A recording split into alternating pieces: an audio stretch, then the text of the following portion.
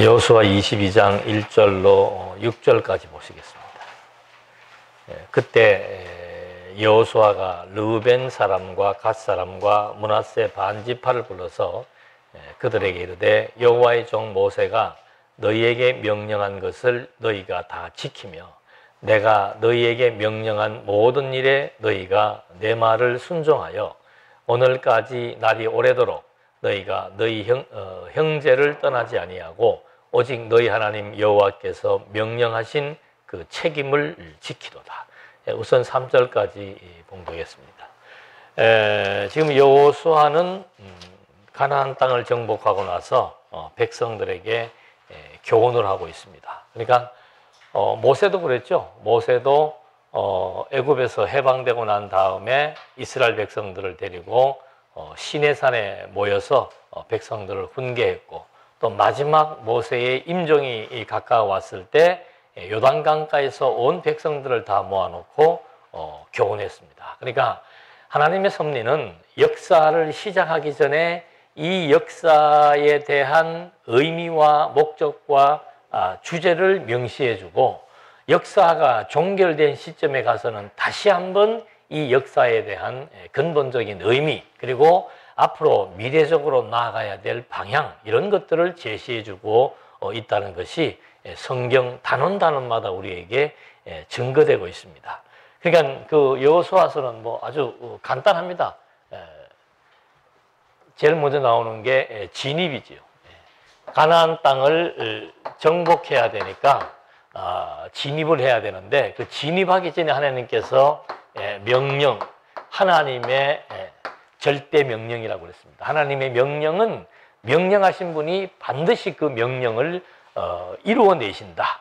그래서 그 진입할 때 하나님의 절대 명령이 주어졌고, 그 절대 명령에 의해서 이스라엘 백성들이 가나안 땅을 정복하게 됩니다. 그래서 그 가나안 땅 정복은 전쟁을 통해서 하는데, 이미 하나님께서 정복 직전에 여호수아에게 하나님의 군대 장관을 보여줍니다. 하늘의 군대를 보여주는 거죠. 하나님의 명령을 하나님이 이루시기 위해서 하나님의 군대로 가나안 땅을 정복하게 해주시겠다. 이게 이제 여호수아서의 맥입니다. 그 다음에 세 번째가 진입 정복했으니까 목표는 뭔가 하면은 땅에 대한 분배입니다. 12지파가 이제 가나안 땅을 정착해서 새 역사, 이스라엘의 새 역사가 시작돼야 되는데, 가장 중요한 것이 밟고 서 있는 땅이죠. 그래서 그 땅에 대한 분배를 하게 하는데, 이 땅에 대한 분배 역시 하나님이 정해놓은 분복, 하나님의 명령, 하나님의 군대, 하나님의 정해주신 분복. 그래서 하나님이 정해주신 분복대로 된다는 걸 알게 하려고 미리 어디 너희들 갖게 된다. 가서 그림 그려 와라. 그래 놓고는 그림 그려 오니까 제비를 뽑았는데 그대로 당첨되게 하시고, 우리 아파트 당첨하는 거하고 똑같은 거예요. 그대로 당첨되게 하시고 실제로 이제 거기에서 땅을 이렇게 분배받게 됨으로써 이게 정말 하나님의 명령, 하나님의 군대, 하나님이 정해주신 분복대로 우리가 가나안 땅을 차지했다.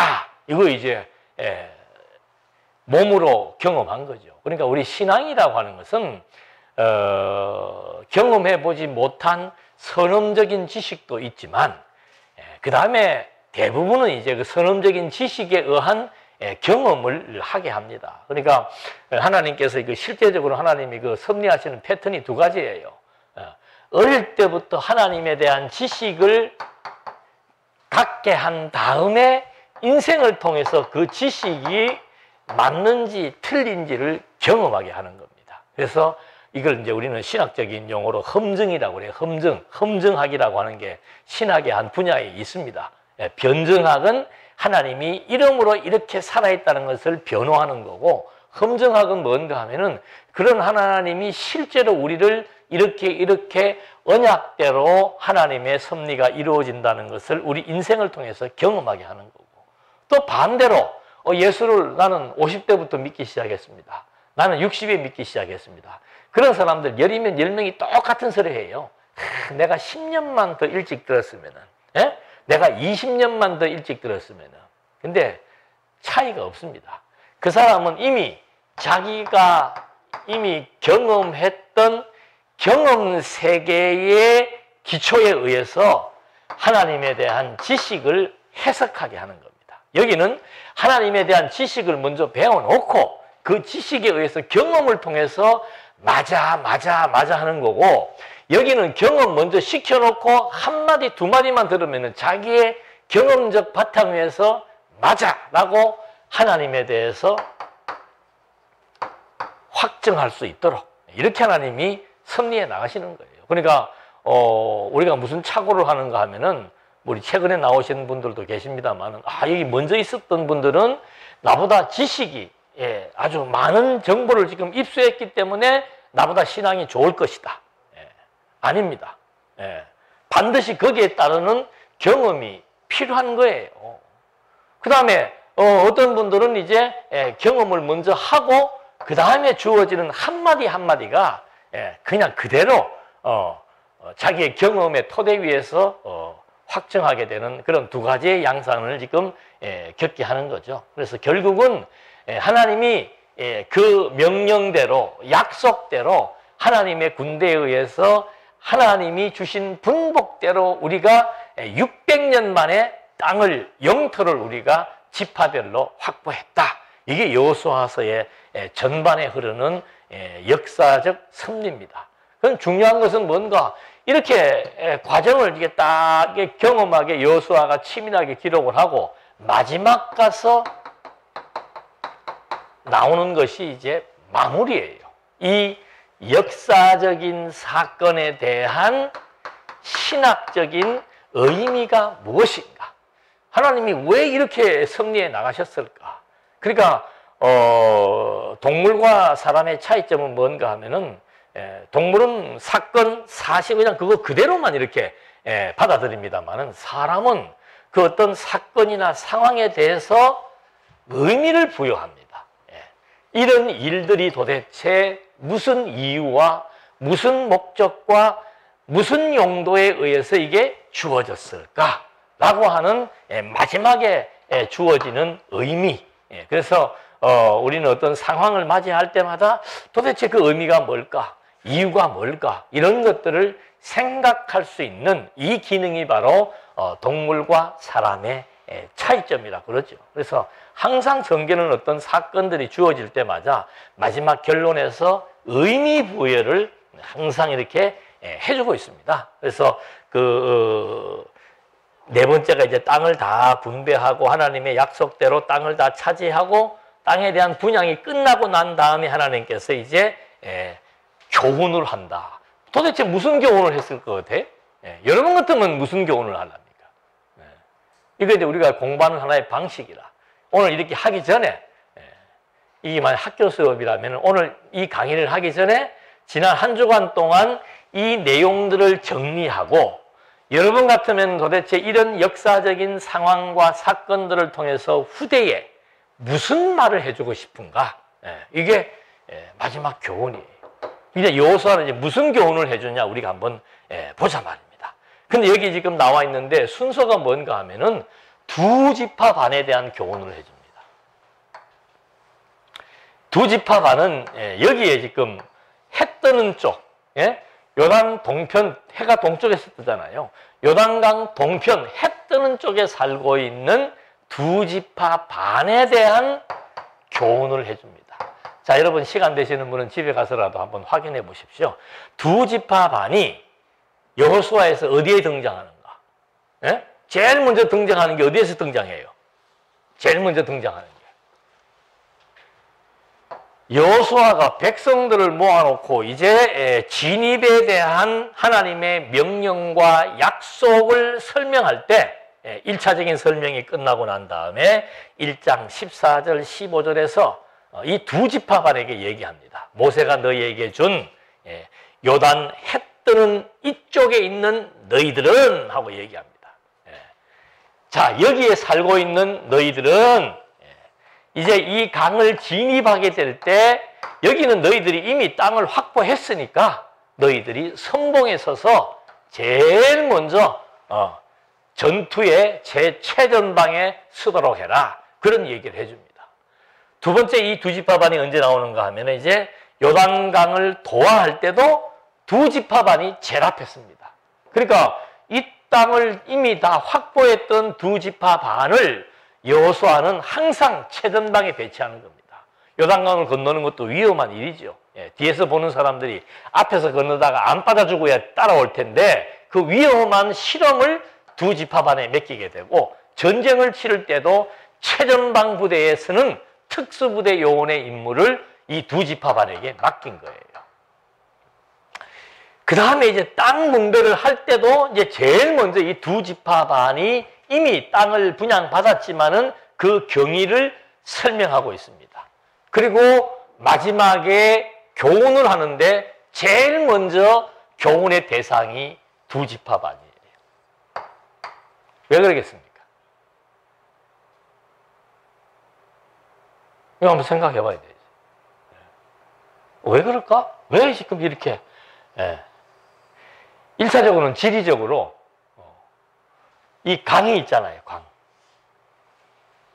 이게 지금 이렇게 지금 이스라엘 백성들이 땅을 차지하고 있다고 합니다. 이 요단강이라고 하는 것은 굉장히 중요한 지리적인 역할을 하고 있는 거죠. 강이 가로막혀 있으니까 지금처럼 강에 있으면 다리를 놔버리면 뭐 바다와 바다 사이에도 다리를 놔가지고 쑥쑥 지나다니고 부산에 그 한번 광안대교 엄청나게 먼 거리에 다리를 놓으니까 1시간 걸렸던 거리가 15분에 가버려요. 다리가 없을 때는 무태에 있는 사람이 이 사람들을 섬사람이라고 얘기합니다. 섬사람들은 무태에 있는 사람들을 무태 사는 사람이라고 얘기하고 그 정도로 한 대한민국 국민이라도 제주도와 이 위에 있는 대한민국이 팔도하고는 엄청난 거리감이 있단 말입니다. 똑같아요. 여기와 여기는 1차적으로 12지파 한 민족입니다. 근데 한 민족이 이 강 하나 때문에 쫙 갈라져 가지고 그 민족의 동질성, 우리는 한 민족이다. 그걸 지금 이제 잊어버릴까 봐서 이 사람들에게도 이 사람들을 전쟁 치르고 위험한 일을 할 때 선봉에 서게 함으로써 나머지 지파가 다 보잖아요. 저 지파 사람들은 살기는 강 건너에 살고 있지만 우리와 한 민족이다. 왜? 전쟁 치를 때도 제일 앞에 섰고 강을 건널 때도 제일 앞에 섰다. 이걸 지금 계속해서 교육적으로 심어주고 있는 겁니다.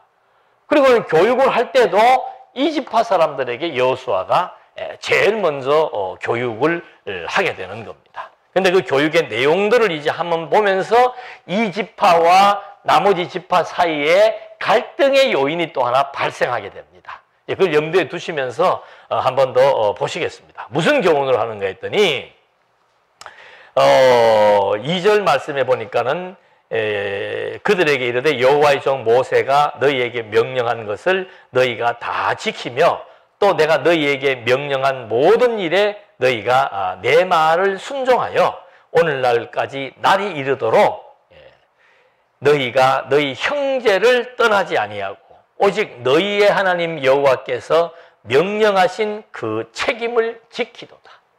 그러니까 여호와께서 명령하신 것은 반드시 모세를 통해서 그 모세를 통한 명령이 여호수아에게 그래서 이게 계속해서 맥을 유지하고 있습니다. 맥. 이 맥이라고 하는 것은 연결되어 있는 것을 의미하는데 한방에서는 그 맥이 혈관 이런 의미를 갖고 있습니다. 혈, 맥, 피가 흐르는 길이다 이 말입니다. 그러니까 혈맥이라고 하는 피가 흐르는 길인데 그 맥이 막혀버리면은 사람은 그냥 큰 문제를 발생하는 거죠. 그런 것처럼 지금 이 모세와 여호수아의 핵심적인 신학적 의미는 뭔가 하면은 모세와 여호수아가 같은 맥을 갖고 있다는 거예요. 같은 혈관을 갖고 지금 통하고 있다 이 말입니다. 그런 의미를 갖고 지금 계속해서 여호수아는 모세를 지금 근거로 해서 명령과 행동에 대한 얘기들을 해주고 있는데 이 두 지파반에 대한 얘기도 그 얘기입니다. 모세가 너희한테 이미 이 땅 주었다는 거죠. 그 땅을 받은 너희들 그리고 모세의 명령을 내가 너희에게 일러주었는데 너희들이 내 말도 잘 순종했다. 그래서 오늘날까지 오늘까지 날이 오래도록 너희가 너희 형제를 떠나지 아니하고 오직 너희의 하나님 여호와께 명령하신 그 책임을 지켰다. 그러니까 이게 사람이 그럴 수 있는 거죠. 땅 이렇게 분양받기 이전과 분양받기 이후가 다를 수 있습니다. 땅을 이미 분양받았으면 강 건너가지고 여기에서 전쟁이라고 하는 이 가장 인간에게 공포와 두려움을 주는 이 전쟁에 참여하지 않을 수도 있다는 거예요. 그럼 전쟁에 참여하지 않으면 어떻게 되는가? 전쟁이 끝나고 나면 이제 이 사람들은 이스라엘의 12지파에서 제외될 수밖에 없는 그런 이제 결과를 초래할 수도 있다는 거죠. 그래서 모세도 계속 신신당부합니다. 너희들에게 땅을 줄 테니까 조건이 있다. 민수기에 나오죠. 조건이 있다. 그 조건은 뭔가? 너희 반드시 여기 가나안 땅 정복할 때 참여해라. 전쟁에 참여해야 그게 우방국의 하나의 그 증거 아닙니까? 지금도 보면 우리 6.25 전쟁 때 참여했던 국가들 계속 관계를 맺고 있고 좋은 관계를 유지하는 이유가 바로 뭔가 하면은 목숨을 담보로 했다 이 말입니다. 같이 그 전쟁에 참여했다는 것은 같이 죽고 같이 살겠다라고 하는 혈맹이란 뜻이에요. 그러니까 피를 나는 한 민족에 대한 그런 증거로서의 전쟁에 대한 동참, 이거 너희들이 지금 함으로써 그 책임을 다 졌다는, 이 땅을 얻게 된 책임을 다 졌다는 말을 해주는 겁니다. 4절, 이제는 너희들이 이런 모든 일을 다 완수했는데 이제는 너희 하나님 여호와께서 이미 말씀하신 대로 너희 형제에게 안식을 주셨으니 그런즉 이제 너희는 여호와의 종 모세가 요단 저쪽에서 너희에게 준 소유지로 가서 너희의 장막으로 돌아가되. 자, 이제는 너희들이 여기에 이렇게 참전해가지고 전쟁을 참여해서 너희들의 공로를 인정해 주는 겁니다. 그래서 우리가 이제 이 전쟁에 승리하고 땅을 다 분배받고 전쟁으로부터 주어지는 고통과 공포로부터 우리가 이제 참 안식을 얻었다. 전쟁에 승리했다 그 말입니다. 그러니까 이제 너희들은 아주 무사히 너희들이 차지한 너희들의 영토로 돌아가도 좋다 그 말을 해주는 거죠. 그러니까 그동안 이 전쟁 참여에 대한 그런 그 중요한 의미를 두 지파 반과 나머지 지파에게 다 보는 앞에서 지금 공포를 해주는 겁니다. 이 사람들이 이렇게 힘든 과정을 통해서 우리와 한 민족임을 지금 확인했다. 그리고 목숨을 담보로 한 가장 최전방에서 전투에 동참한 두 지파 반 잊어서는 안 된다 라고 하면서 이 사람들의 공로를 인정해주고 전쟁이 끝났으니까 이제 다시 요단강을 건너서 너희 땅으로 돌아가라고 얘기를 해주는 거죠.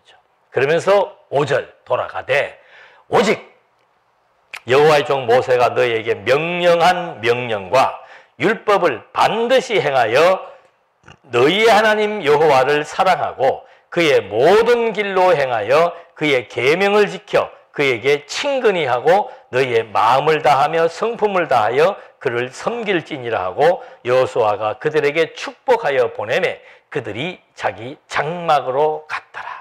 자, 이제 이 사람들을 일로 돌려보내기 전에 여호수아가 지금 말하고자 하는 내용은 뭐예요? 모세, 그 다음에 여호수아. 그러니까 모세 그러면은 우리가 몇 가지 사항을 좀 기억을 해야 됩니다. 모세, 이스라엘 민족 출애굽, 해방의 지도자입니다. 이스라엘 민족을 애굽의 노예 400년이라고 하는 애굽의 노예에서 해방한 해방의 지도자입니다. 그리고 그 해방해서 이스라엘 백성들을 광야로 끌고 나왔을 때 하나님께서 모세를 통하여, 반드시 모세를 통해서 역사합니다. 하나님께서 모세를 통하여 해방된 이 민족의 정체성 또는 이 국가의 정체성, 이걸 모세를 통해서 이스라엘 민족들에게 확립시켜 준 겁니다. 그러니까 해방되기 이전에는 노예였습니다. 노예를 해방시켜 가지고 그 노예에게 하나님께서 어떤 정체성을 부여하는가? 너희들 과거에는 애굽의 노예였지만 지금은 내 백성, 내 장자, 그리고 너희와 나는 제사를 드리는 제사장 나라로 밀접한 연관이 되어 있다. 제사라고 하는 것은 짐승의 생명을 드립니다. 짐승의 생명을 드려야만 이 백성들의 생명이 보호되고 보존됩니다. 그래서 제사장 나라라고 하는 것은 하나님과 이스라엘 백성들의 관계가 생명의 관계다. 아들이라고 하는 말은 같은 DNA 유전인자를 가지고 있는 내 핏줄이라고 하는 말과 똑같은 거예요. 그러니까 이스라엘 백성들을 보고 내 아들이라고 말했을 때 이 백성은 내 생명을 걸고 내 생명의 유기적 관계에 있는 그런 민족이다라고 하는 사실을 밝혀주는 겁니다. 그러니까 죽어서는 안 되는 거예요. 끊임없이 내 DNA를 가지고 생육하고 번성해서 큰 민족을 이루어 나가야 되는 그런 중요한 의미를 갖고 있는 백성들이다. 일반 이방인들하고 다른 겁니다. 그래서 그들에게는 반드시 하나님과의 생명의 관계를 유지할 수 있는 제사장 나라라고 하는 사실을 규정해주고 확립시켜준 거죠. 그런 다음에 이 제사장 나라이며 하나님의 백성이며 우리는 하나님으로부터 통치를 받는 그런 신정국가라고 하는 사실, 하나님의 신, 하나님의 통치를 받는 신정국가라고 하는 사실을 늘 잊어버리지 않게 해주는 것이 뭔가 하면 율법이에요. 그래서 우리는 모세의 율법, 그냥 율법이라 그러지 않잖아요. 모세의 율법이다. 왜? 그 말은 뭔가? 하나님께서 모세로 하여금 이러한 일들을 지금 다 지도하게 해놓고 그 모세를 통해서 하나님을 잊어버리지 않는 하나님만이 참신이라고 하는 사실을 기억할 수 있는 그 법을 주신 거라 이 말이죠. 그러니까 우리나라 보면 그렇잖아요. 우리나라 보면 우리는 대한민국은 민주공화국이다. 그리고 이런 법에 의해서 이런 의무가 있고 그 의무를 위반할 때는 이런 형벌을 받는다. 이게 한국이 가지고 있는 기본적인 법이란 말입니다. 그런데 이스라엘 백성들의 법은 그게 아니에요. 이스라엘 민족 헌법의 제1장 1장 1조라 그러나? 하여튼 제일 먼저 나오는 법의 1조는 뭡니까? 우리의 헌법은 대한민국은 뭐예요? 남녀공화국이다? 민주공화국이다. 그 헌법 제1조입니다. 유대인의 율법 제1조는 뭡니까? 이러니까 또 헷갈려요? 나 외에 다른 신이 없다.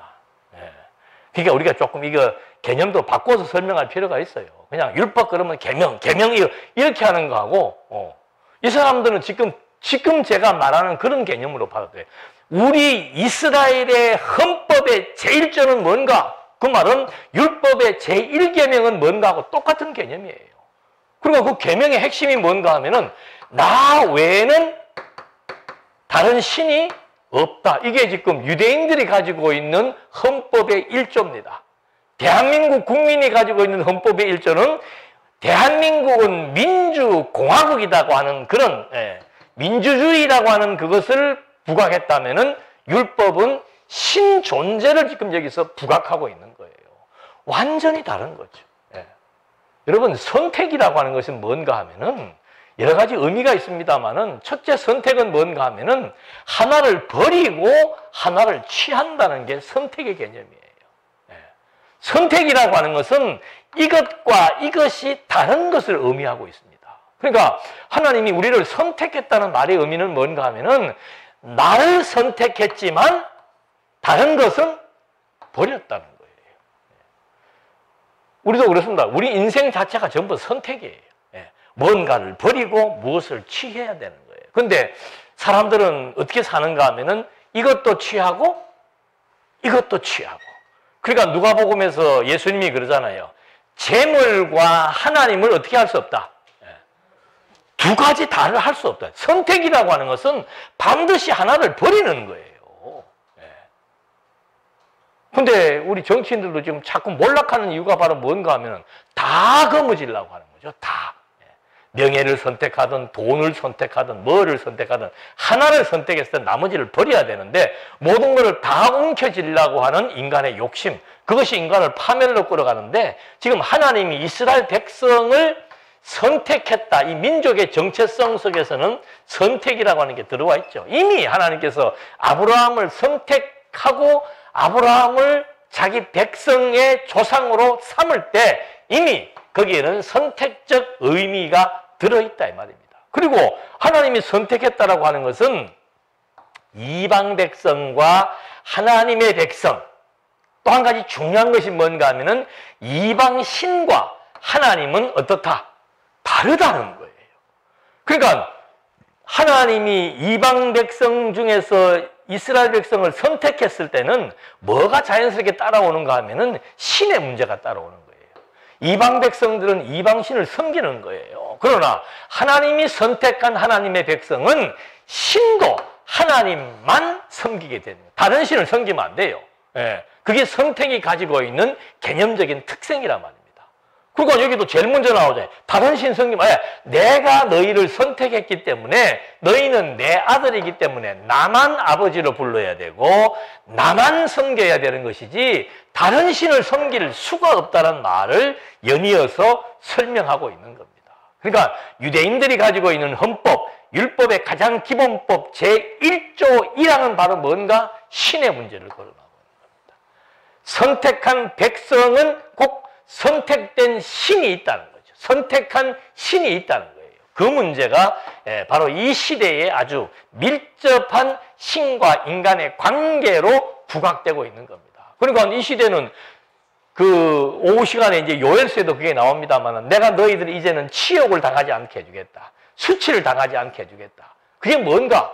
이스라엘 백성들이 전쟁에서 지는 게 수치이고 치욕이에요. 왜요? 지금 우리도 30년 동안 일제로부터 치욕을 당했잖아요. 그 개념하고 달라요. 이때는 신정국가이기 때문에 이스라엘 백성들이 지금 70년 동안 바벨론의 포로가 되었다. 400년 동안 애굽의 종살이를 한다. 그건 무슨 치욕인가? 너희들의 신으로부터 버림을 당했다라고 하는 치욕스러운 상황이 돼버리는 거라 이 말입니다. 그러니까 주변 국가에서 다 그러고 놀리는 거예요. 너 신 한번 이름 불러봐라. 예? 바벨론의 강가에서 포로 생활하는 이스라엘 백성들을 바벨론의 강가에서 불러놓고서는 너희 신을 이름을 부르는 노래 한번 불러봐라 이 말이에요. 그건 완전 모욕이죠. 너희들은 너희가 섬기는 여호와로부터 이미 버림을 받았는데 그 여호와의 이름을 지금 바벨론의 강가에서 시편을 낭송하면서 노래 한번 불러봐라. 이건 완전히 치욕의 극치를 말해주는 거죠. 그러니까 이 시대의 신과 백성의 관계는 뗄래야 뗄 수 없는 관계입니다. 뭐 우리가 신을 선택하고 이런 문제 한번 선택을 받았으면은 당연히 그 신에게 종속되고 그 신과 생명의 관계를 유지해 나갈 수밖에 없는 그런 시대. 하나님의 선택이라고 하는 것은 그런 의미를 갖고 있는 거죠.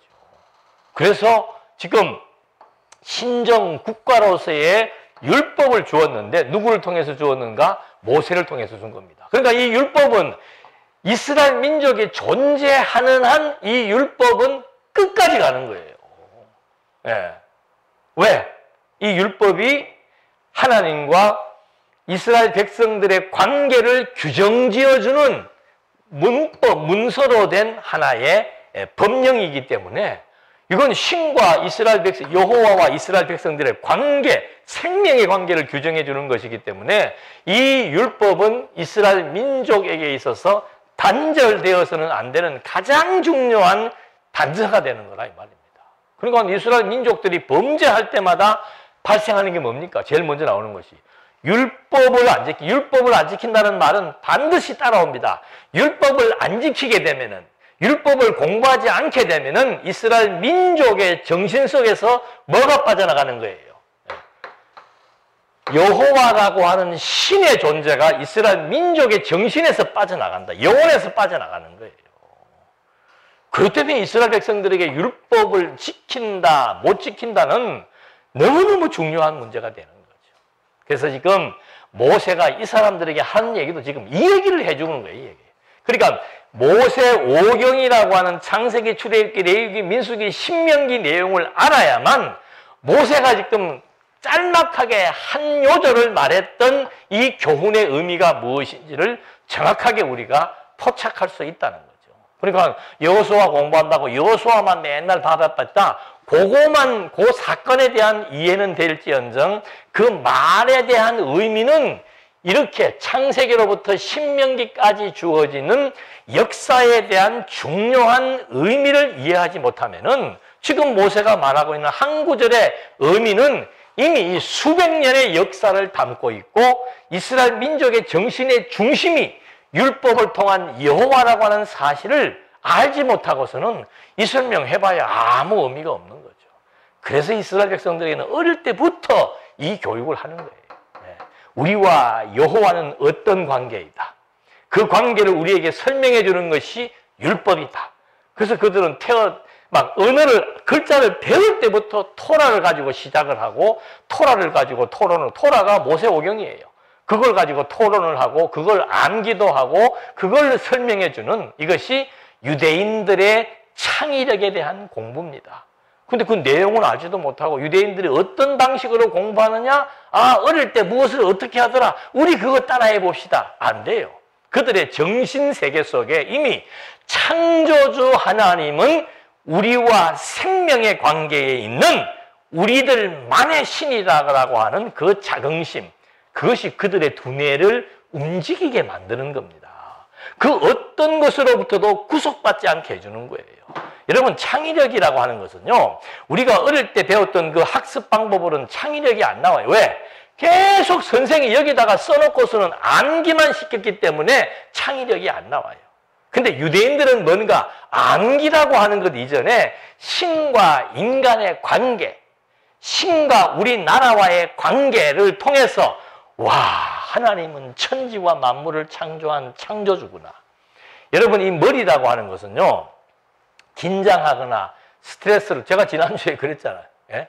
스트레스를 받거나 긴장하거나 체력이 너무 떨어지게 되면은 깜빡하고 이 접촉을 안 한답니다. 예. 그러니까 똑같아요. 우리가 지금 정신을 가지고 있어도 이 머리 자체가 편안하고 행복하고, 예, 신과의 관계 인식을 통해서, 예, 하나님은 나의 하나님인데 이 하나님이 우주와 만물을 창조하시고 모든 역사를 집행하시는 진정한 신이라고 하는 그 큰 명제만 가지고도 우리에게 각인된 그 신이 나하고 교통하고 소통한다면은 그 사람의 머릿속에는 안식이라고 그러잖아요. 그 사람의 머릿속에는 머리가 유연해지고 평안함이 생긴다는 거예요. 거기에서 창의력이 나오는 겁니다. 근데 머리가 딱 굳어져 있고 이렇게 주어지는 내용들을 똑같이 암기만 하는 굳어진 두뇌 속에서는 유연성도 없고 창의력도 안 생기는 거죠. 그러니까 우리 학생들이 시험 치는 날 되면 꼭 부모님들이나 선생님이 해준 얘기가 뭔가 하면은 편안하게 마음 가지라는데 편안하게 가져지나? 예? 그동안 공부해왔던 방식이 완전히 두뇌를 막 긴장만 시켜놓았는데 어떻게 시험 전날 편안해집니까? 이 시험을 못 치면 내 인생이 지금 어떻게 되고 막 완전히 강박 상태에 있는데 거기에서 좋은 창의력이나 좋은 아이디어가 나올 수 없는 거죠. 지금 하나님이 그렇게 섭리해 나가는 거예요. 가장 이스라엘 백성들을 안식하고 편안하고 힘있게 살아갈 수 있는 중간의 매개, 그게 바로 모세의 율법이라는 거죠. 그러니까 너희들 여기 들어가서도 다른 거는 다 하더라도 무엇만큼은 잊어버리면 안 된다. 율법을 놓치면 안 된다는 말을 지금 해주고 있는 겁니다. 그래서 5절에 오직 여호와의 종 모세가 너희에게 명령한 명령과 율법을 반드시 행하여 너희의 하나님 여호와를 사랑하고. 여호와를 사랑한다는 것은 뭡니까? 율법을 통해서 하나님이 어떤 분이라고 하는 이 관계가 확실하게 이해될 때 그때 여기에서 하나님의 은총과 감사와 감격이 넘치게 되어 있는 거예요. 뭐 우리 지금 이 기독교하고 이방 종교하고 차이는 다릅니다. 이방 종교는 인간이 신에게 잘 보이려고 노력을 하고 힘쓰고 애썼을 때 신이 인간의 태도를 보고 너는 이만하면 됐다. 내가 복을 주마. 너 지금 뭘 갖고 싶냐? 이런 문제를 해결해 주려고 하는 것은 이방신에 대한 모습이고, 참신 하나님은 어떤 분인가 하면은 당신이 엄청난 것들을 우리에게 베풀어 준 거예요. 인간에게 가장 소중한 것이 뭡니까? 생명이에요. 네. 아까도 우리 찬송할 때 뭐 구원으로 있는, 이게 무슨 뭐 단순한 찬송 정도가 아니란 말입니다. 인간에게 엄청난 은총을 베푸셨다라고 하는 사실을 문서화된 성경을 통해서 확인하고 깨닫게 될 때, 우리는 그런 걸 편지라 그러잖아요. 어머님이 돌아가시기 전에 쓴 편지, 그 유서라 그러잖아요. 그 구구절절한 편지를 통해서 불효막심한 자식이 그 편지를 보고 통곡을 하면서 어머님의 은혜에 대한 깨달음의 결과로 죽을 때까지 어머님을 사랑하는 그 마음을 간직할 수 있는 것과 똑같은 메시지가 성경이란 말입니다. 그럼 기독교는 뭔가 하면은 하나님이 얼마만큼 선택한 자기 백성들을 책임지고 사랑해 오셨는지를 깨닫는 것이 기독교의 출발이에요. 그게 깨달아지니까는 깨달아지는 만큼 하나님의 자녀가 하나님을 사랑하게 되는 거죠. 여러분, 하나님을 사랑해야 됩니다. 하나님께 충성해야 됩니다. 하나님을 섬겨야 됩니다.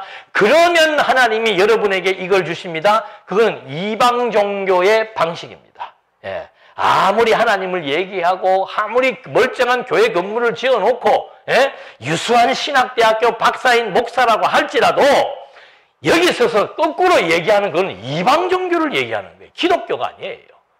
기독교는 먼저 베푸신 은혜, 이게 지금 먼저 베푸신 은혜잖아요.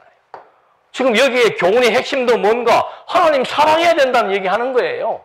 하나님께 순종해야 되고 하나님을 사랑해야 된다. 왜냐하면 그 말이에요. 왜냐하면 하나님이 이런 엄청난 은총을 우리에게 주셨고, 왜 주셨는가? 이미 하나님과 우리의 관계는 모세 때 명령하신 명령을 통해서 우리는 하나님의 아들이요 하나님의 제사장 나라라고 하는 사실을 모세의 명령을 통해서 확인했고, 모세의 율법을 통해서 하나님만이 참 신이라고 하는 사실을 명명백백하게 우리가 지금 다 이 땅에 대한 분배를 통해서 너희들이 여기에 살게 되었다라고 하는 경위 하나만 가지고도 확실하게 인지할 수 있지 않느냐 이 말이죠.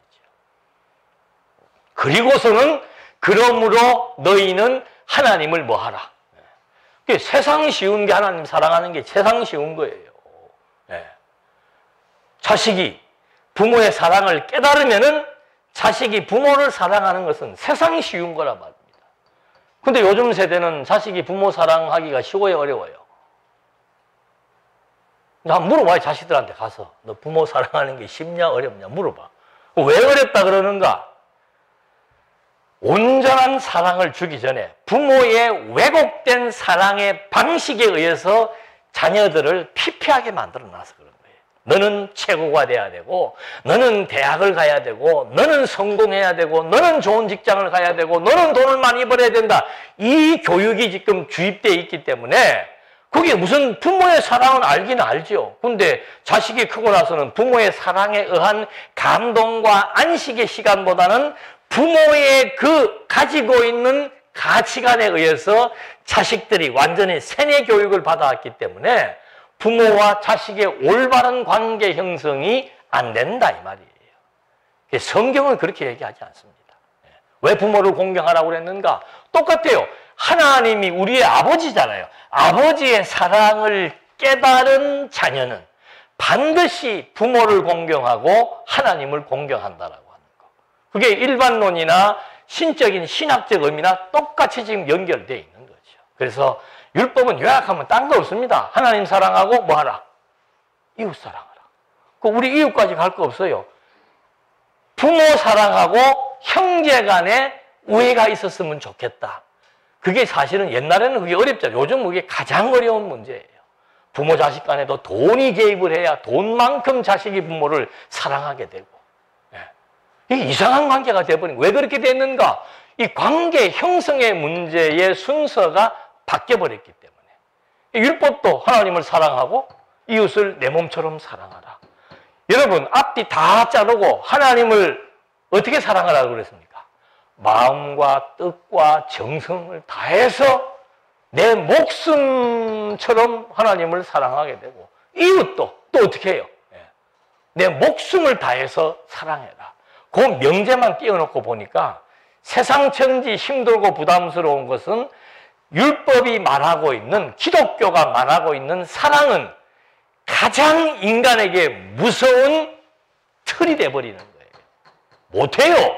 부부지간도 온전한 사랑을 할 수가 없고, 부모와 자식의 관계 속에서도 온전한 사랑이 안 되는데, 무슨 교회 와서 무슨 여러분들이 성도를 사랑하고 이웃을 사랑한다?